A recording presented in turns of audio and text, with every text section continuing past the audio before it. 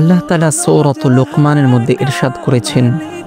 ওয়ালাউ আন্না মা ফিল আরদি মিন শাজারাতিন আকলামু ওয়াল বাহরু ইয়ামুদ্দুহু মিন বাদিহি সাবআতি আবহুর।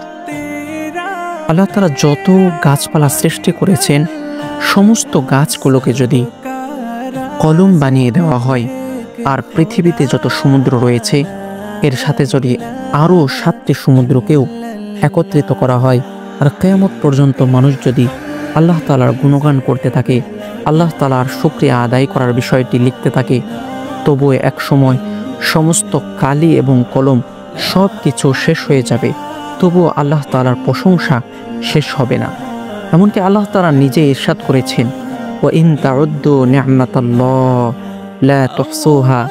তোমরা আমার নিয়ামতের শুকরিয়া আদায় করা তো অনেক দূরের কথা, যদি তোমরা সকলে মিলে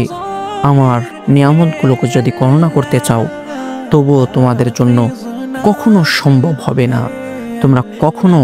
আমার নিয়ামতের শুকরিয়া আদায় করে শেষ করতে পারবে না।